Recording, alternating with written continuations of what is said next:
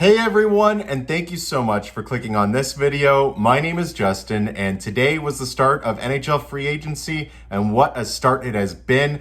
Non-stop, constant action all day with a bunch of signings, some that we expected and saw coming for a while, but some completely out of nowhere, some big names going out of place. I'm thinking of like Philip Deneau, Philip Grubauer, but the Leafs made some moves as well. I know a lot of people are going to be a little underwhelmed, and I know as well a lot of trades or signings are still to be announced. This is only day one and we're not even through it completely yet. So lots can come, but I wanted to give my initial reaction to the moves that Kyle Dubas has made so far for the Toronto Maple Leafs.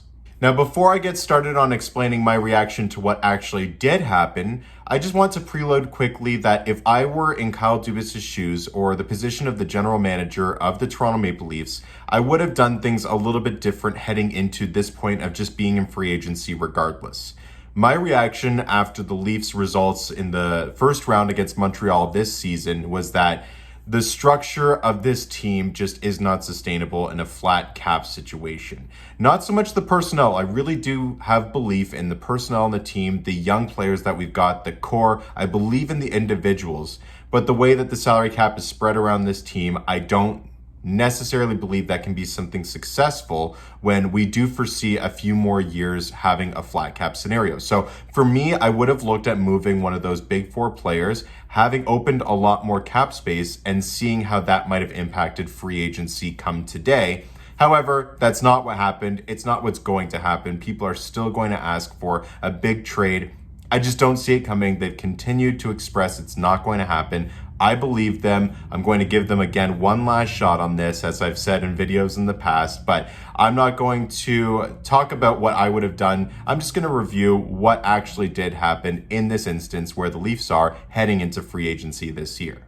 With all of that being said, I think Kyle Dubas did an outstanding job in free agency.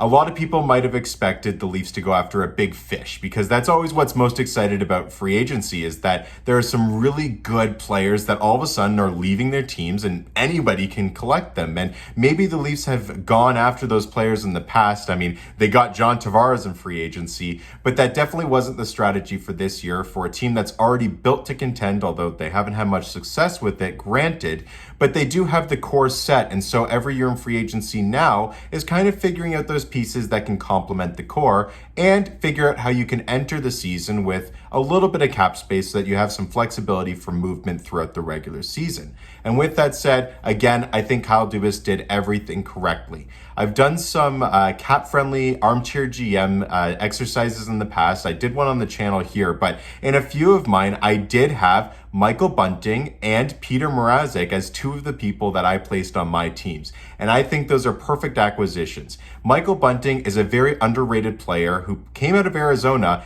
and is a very cheap, knockoff version of Zach Hyman. Yes, you are losing Zach Hyman in free agency, and no, you cannot necessarily exactly replace what the intangibles are that Zach Hyman brings to this team, but Michael Bunting can do a pretty close job.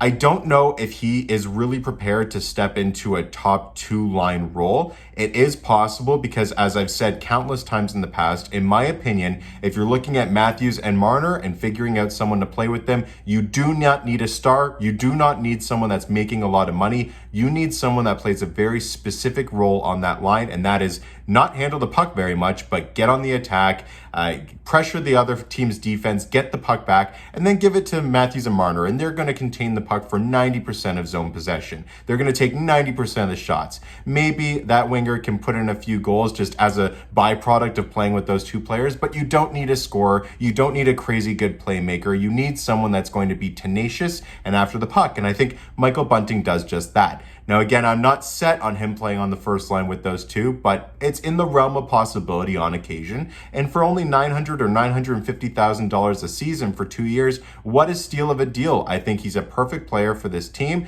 and I think he's going to fit in the left wing side very well. As for Peter Mrazek, he signs a $3.8 million deal for 3 years as now our other bona fide goaltending player that goes alongside of Jack Campbell.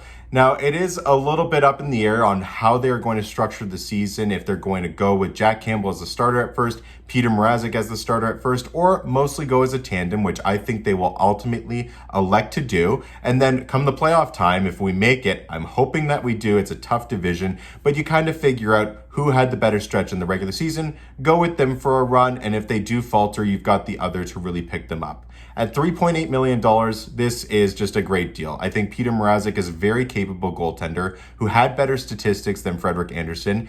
Granted, he did play behind a very, very, very solid defense in Carolina. I think Carolina's defensive unit is by far the best in the NHL, that being before they lost Jake Bean and ultimately Dougie Hamilton. But he for sure had a little bit easier of a workload as opposed to Frederik Andersen's workload as he's had in Toronto over the last 5 seasons. However, I think they're very comparable. Frederik Andersen did ultimately go to Carolina. I think he'll have a great season or few in Carolina there behind that decor. But Peter Mrazek is very capable of holding down the fort in Toronto. He should be able to handle the workload that we are giving to him, especially if he's sharing that workload with Jack Campbell. And yes, he will be exposed to more shots per game, but I think that he is capable of doing it. He's more of a veteran and he's ready to win now. Taking a look here at some of the other players that we picked up, between Alex Biega, Curtis Gabriel, David Kampf, Michael Amadio. Again, these are guys that are just going to shore out the rest of the team. I do expect David Kampf to be more of a presence in the actual roster on a game-by-game basis. The others might be just some depth that will rotate in and out based on performance or injuries. I am very interested what the Leafs are intending to do with Ilya Mikheyev, Engvall, and Kerfoot. I do believe personally that they will still be shopping all 3 of these players to open up some cap space. And if that does happen, then perhaps a couple of those names might appear in an everyday roster for the Toronto Maple Leafs as well, in a bottom 6 role. But Gabriel provides a lot of the toughness that we've been lacking in the years past, especially in the playoffs. And picking up Wayne Simmons, I expected him to provide a lot of physicality. Well, he didn't. Maybe Curtis Gabriel can. Amadio is another piece that, again, is just someone that will go up and down between the Marlies and the Leafs. And will fill into spots when we have some injuries. But again, David Kampf, I do see, especially with the over $1 million price tag, being an everyday player for the Toronto Maple Leafs. And in fact, he could be more of a replacement for Pierre Engvall, who they both have very good defensive numbers, can penalty kill, except Pierre Engvall just hasn't produced like they wanted him to offensively. So perhaps they are able to send him down the minors through waivers and bury that contract and save a little bit of money on the cap space. As far as what the Leafs lost in free agency, Nick Foligno goes to Boston, but in the high $3 million figure, that is just way too much for Nick Foligno as far as what we could afford for him to stay on the Toronto Maple Leafs. I did have interest in keeping him, but what I was thinking was about 2.5 most. So the fact that he's getting well north of $3 million shows that, you know what, we just weren't able to handle that contract. I'm happy with him moving on to Boston. I think he'll fit in great there. He fits their mantra of being this big, bad, tough, hard to play against hockey team. So I think he's a good fit there. Zach Hyman will sorely be missed by the Toronto Maple Leafs. However, that term is just terrible, and Edmonton will be regretting this deal in the future. Mark my words. Zach Hyman is 29. He just signed a 7-year deal at $5.5 million. For $5.5 for the next few years, absolutely, you're going to get your money's worth with Zach Hyman. But when he turns in the 35, 36 years old, the intangibles that he brings are just not going to be there, I don't think.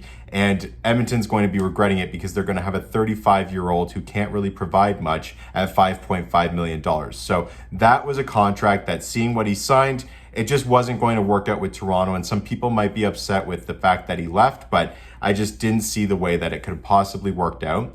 Zach Bogosian apparently didn't really want to stay in Canada, wasn't happy with the COVID restrictions, so he goes to Tampa Bay and signs there. Totally understandable, and Toronto already does have 7D pretty locked up for next year, not to mention the acquisition of Alex Biega that they made So their defense is more than covered.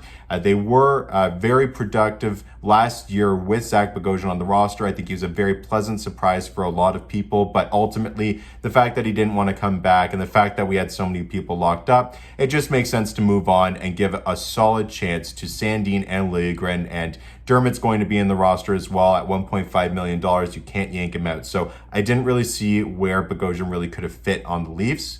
And then lastly, Frederik Andersen. People were very displeased with his performance over not just last year, but the last few years. I can guarantee he's going to have a rebound season in Carolina. Obviously, he's playing behind a very good defensive core, but I think a lot of people are discrediting the fact that Frederik Andersen was playing injured for most of last season, and it took Jack Campbell coming back to full health for us to really take Frederik Andersen out of the lineup. But he was playing through a lot of pain and a lot of injuries throughout this season where he didn't put up the best performances, but we had to have him play because other than him, we just didn't have any viable goaltending options with Jack Campbell out with his injuries. And so Frederik Andersen's numbers obviously took a hit from playing through pain. I hope he gets a full recovery. I know he's a close friend with a lot of the Leafs. I hope he has a rebound season. I personally am a believer in Frederik Andersen, but at $4+ million, obviously that just wasn't going to work for us. Not to mention the fact that a lot of fans have turned on him, and it's important to have pieces in the team that the fans really believe in and will support as well. I believe as a fan, no matter who you like and who you don't like on the team, you should always be supporting them because